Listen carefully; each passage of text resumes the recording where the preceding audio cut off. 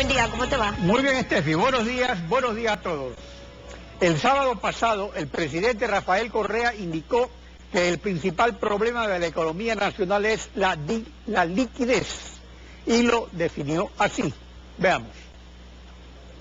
Nos quisieron hacer creer que el ahorro es liquidez y la liquidez es ahorro. Ustedes pueden tener liquidez sin ahorro y pueden tener ahorro sin liquidez. Es bueno tener liquidez, pero poner la plata bajo el colchón, eso es torpe. ¿Qué es el ahorro?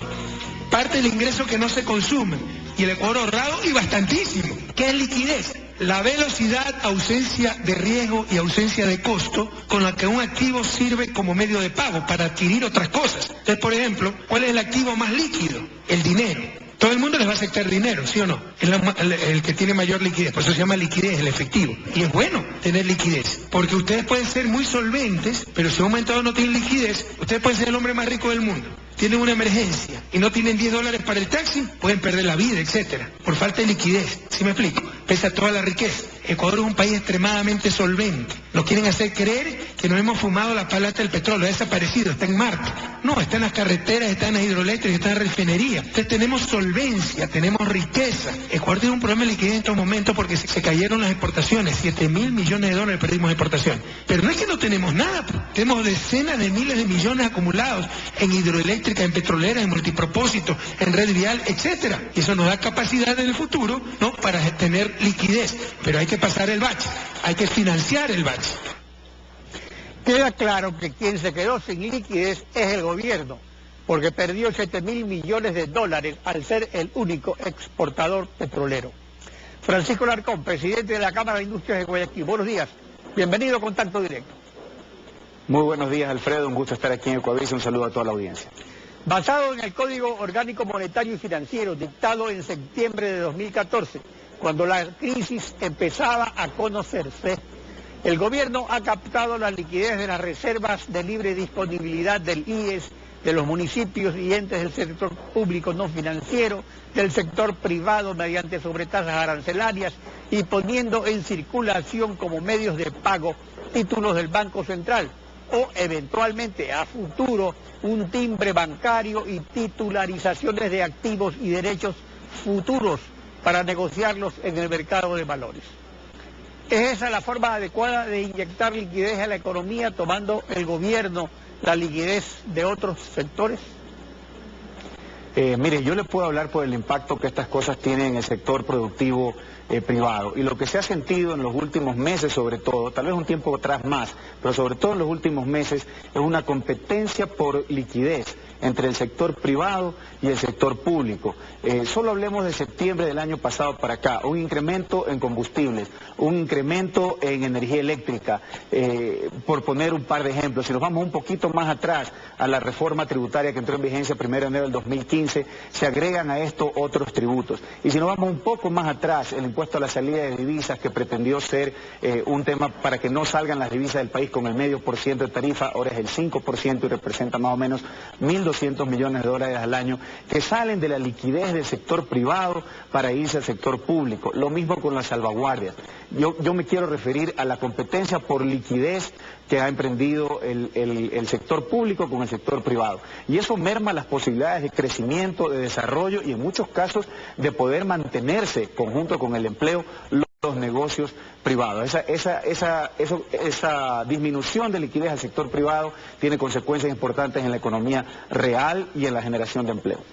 El INEC, en su reporte de economía laboral a diciembre de 2015, página 9, indica que de 100 plazas de trabajo, 90 son generadas por el sector privado y solo 10 por el sector público.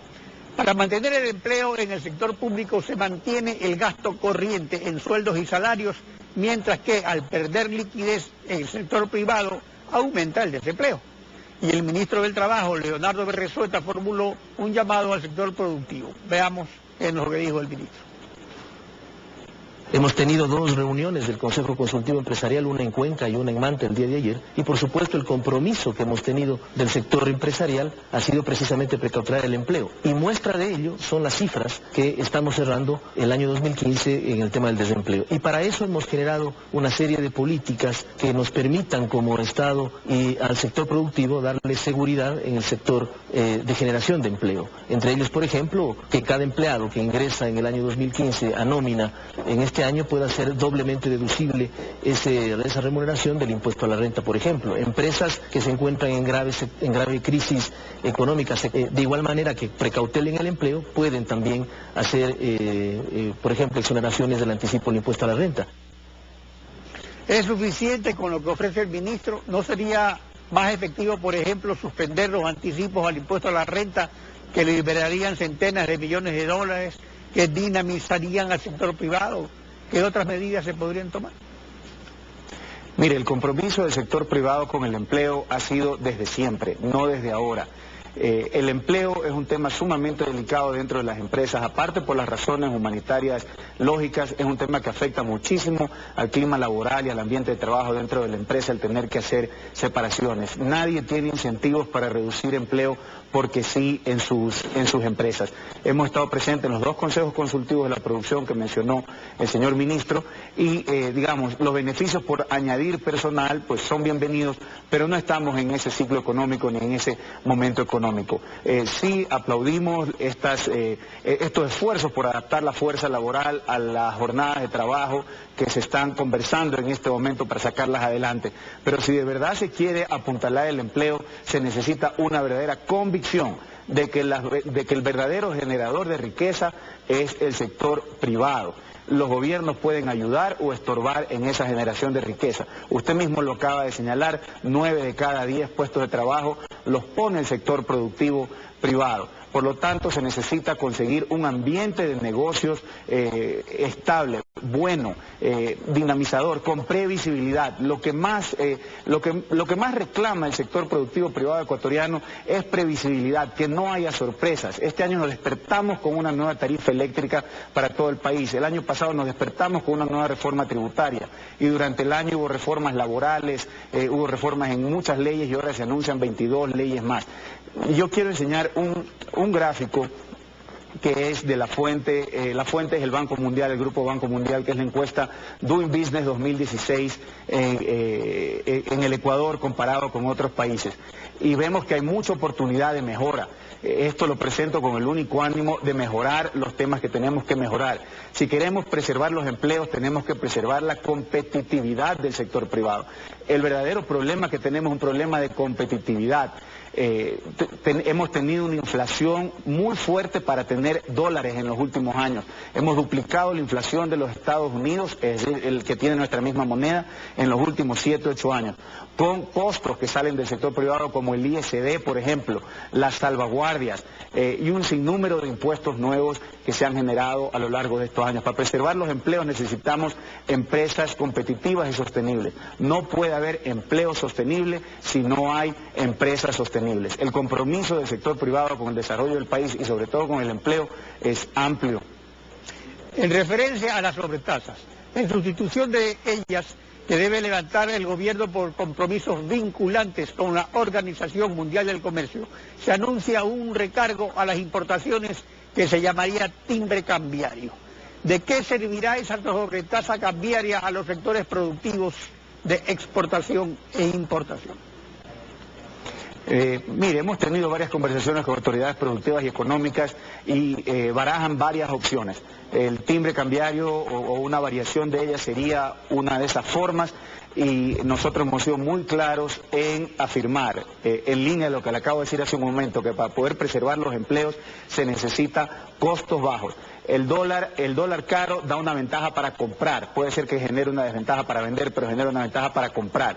Y esa ventaja la estamos anulando con todos estos mecanismos. Lo que necesita el sector privado son costos bajos y necesita poder tener previsibilidad en sus compras.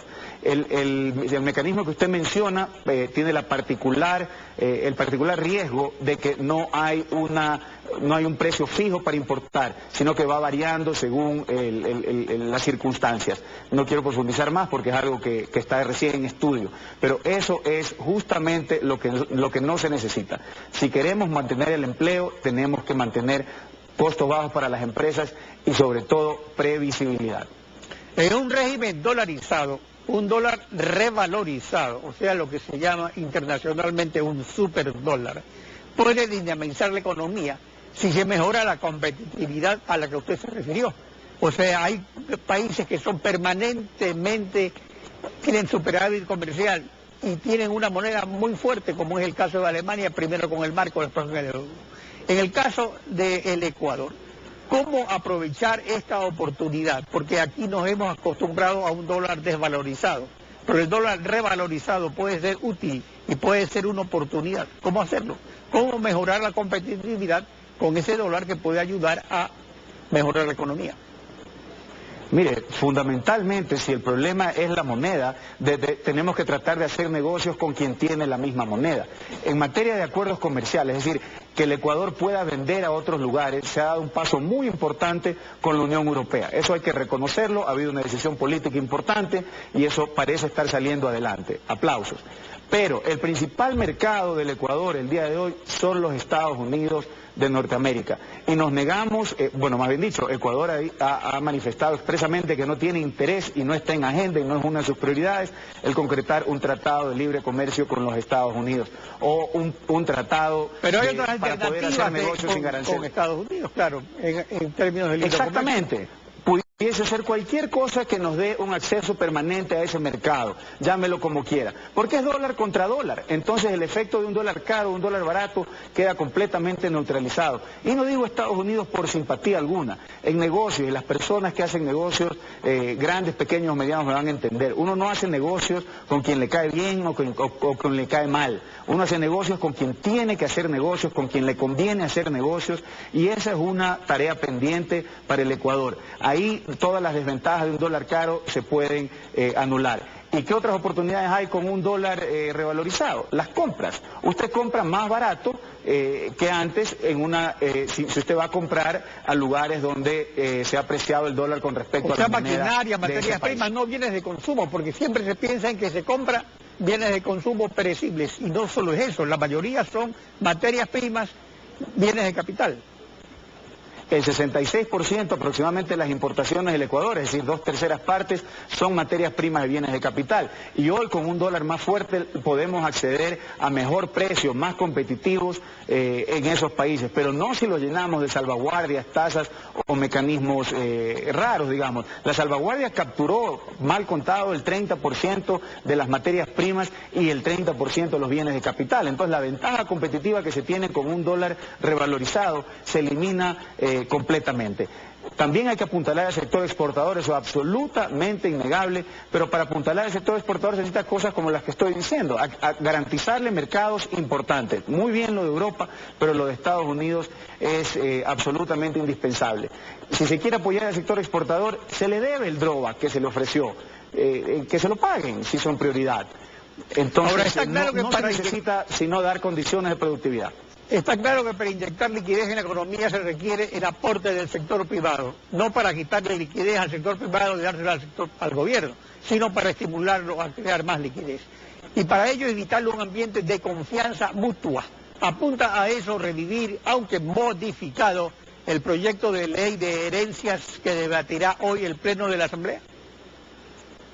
Eso en nada abona para la confianza empresarial, digamos, ¿no? Como tampoco en nada abona señales de injerencia política en las empresas. Como lo comenté en algún momento la semana pasada, se está tratando de repartir en todas las empresas del país una carta del Ministerio de Trabajo con una firma, con el nombre al menos del ministro de República. Ahí está, que tiene un contenido altamente político, ¿no? Cuando la ley expresamente prohíbe que en las empresas haya proselitismo político. ni por parte de empleadores ni por parte de trabajadores.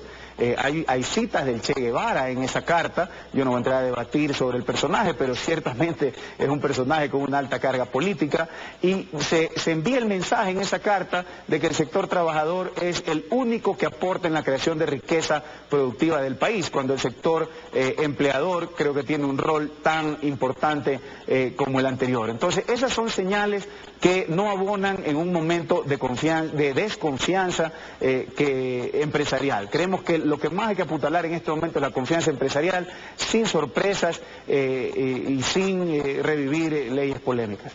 Francisco Alarcón, gracias por acompañarnos en Contacto Directo. Muchas gracias, Fred.